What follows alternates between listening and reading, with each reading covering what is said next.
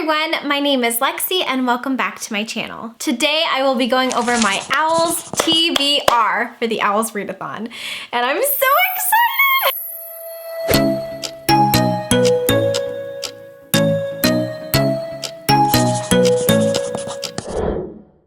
So in case you're unfamiliar with the O.W.L.S Readathon, I will go ahead and leave down below the book roast, who is the person responsible for putting on the O.W.L.S Readathon every single year. Harry Potter has to take his owls to pass his wizarding exam so that he can take his NEWTS. This readathon is just based off of that. So all of the prompts kind of have to do with wizarding subjects. She's created so many amazing, like really intricate printouts for this. So I highly recommend that you go to her channel and that you look at everything because it's just amazing and so cool. So I could have picked any career that I wanted to like do my owls for, and the career that I chose was librarian, of course. I was so excited when I saw that this was an option for like the wizarding world that I freaked out. And then I read the description for the librarian and I just loved it so much. Librarians actually go and search for these things, basically different types of knowledge that has been lost throughout the years. And so librarians are not just like cool bookish people, but they're also like kick-ass Indiana Jones adventurer types. And let me tell you, it sounds like Evie from The Mummy, and I am so about that life. And for being a librarian specifically in this world, I need to read 5 books for this. However, there are 12 prompts, and I'm going to try to do all 12 books in this month. We know I won't, okay? We're just gonna put that out there now. I know I won't, you know I won't. It doesn't matter, we're gonna ignore all of that and we're just gonna like pretend that this is a perfect world and I can read a lot, so you know. But basically for the librarian career, I need to pass an Ancient Ruins, Arithmancy, Defense Against the Dark Arts, History of Magic, and Transfiguration. Also, my key traits for being a librarian in this world are you need to be knowledgeable, brave, adventurous, and resourceful. Sounds like me. Just kidding. It says, this is a position for the adventurous at heart. Are you prepared to battle dark forces, enchantments, and curses? Yeah. If so, in return, we offer unlimited access to any and all written material available to all mankind. I wish this was real, but it's gonna be real for the month of April, and that's all that matters. Let's go ahead and just, let's do the TBR now, okay? Okay, cool. Has that been out the whole time? Like, my life is just a mess in all regards. Okay, cool. So here we go. Okay, the very first prompt is Ancient Runes, and this one is a retelling. So just a super quick disclaimer here though, just super fast. I had a lot of books that I just wanted to read, and I basically forced them to fit the prompts. So you're gonna be like watching this going, I think she could have picked a better book for that one, or that seems like a little bit of a stretch, Lexi. Listen, okay, I know they're all stretches. They all match. That's what we're gonna focus on, the fact that they all do match. And we're just gonna ignore the fact that clearly I am making all of these stretch to fit the prompts because these are what I wanna read, okay? I am well aware that these are like some pretty major stretches. Okay, cool. Okay, so for the retelling, A Study in Charlotte by Brittany Cavallero. Now, I'm sure you're thinking, are you sure that's a retelling? And here's my justification. This is not like technically a retelling of Sherlock Holmes, but it kind of is because like Charlotte Holmes is kind of being like a Sherlock Holmes, and she's a direct descendant, and then Jamie Watson is like a direct descendant from the original Watson. It's, you know what, it's a retelling to me, okay? And that's what matters. So this is a book about a boy named Jamie Watson, and he gets into this very prestigious private school. At the boarding school is Charlotte Holmes. They're both set up so that it looks like they were framed for a murder and they have to solve the mystery just to kind of clear their name. So I can't wait to read this kind of, sort of retelling of Sherlock Holmes. Kind of, sort of, a little bit. Let's move on. The next one is Arithmancy, a work written by more than one author. And for this one, I chose What If It's Us by Becky Albertelli and Adam Silvera. 2 authors, I nailed this one. So this is just about 2 people who, it seems like there was a bit of a meet cute, but then instead of like the relationship going somewhere, they miss each other. It's like a missed chance, a missed love connection. Basically, this book is about me, except not really, because It's about two guys. So it's not about me at all. But like the miss-love connection, I feel, okay? This one people might get mad at. Okay, the next one is Astronomy. So this one is star has to be in the title. Star has to be in the title. Okay.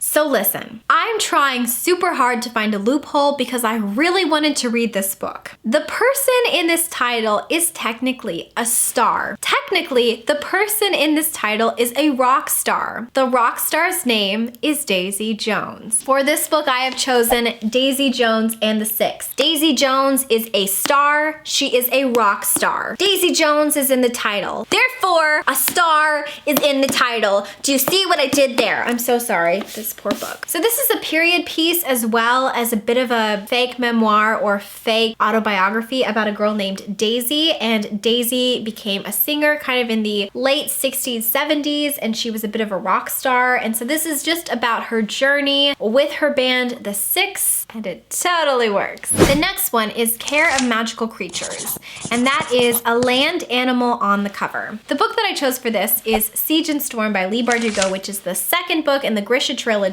And what is this? That's right.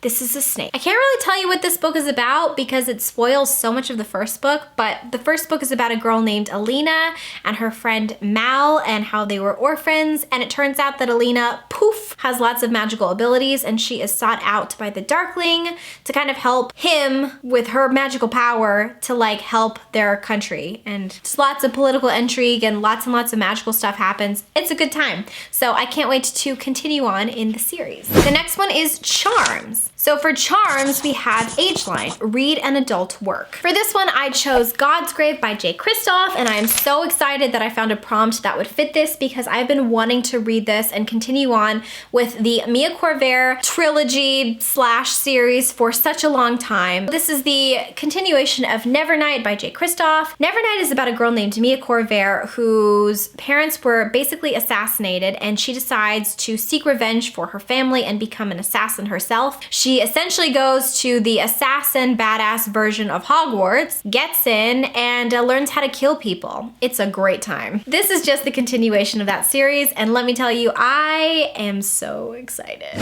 Okay, the next one. Defense Against the Dark Arts. So this one is Reducto, a title that starts with an R. For this one, I have chosen The Raven Boys by Maggie Stiefvater. This is about a girl named Blue, and Blue meets the Raven Boys, who are these boys who go to an elite private prep school. They kind of all get into some random magical adventure together.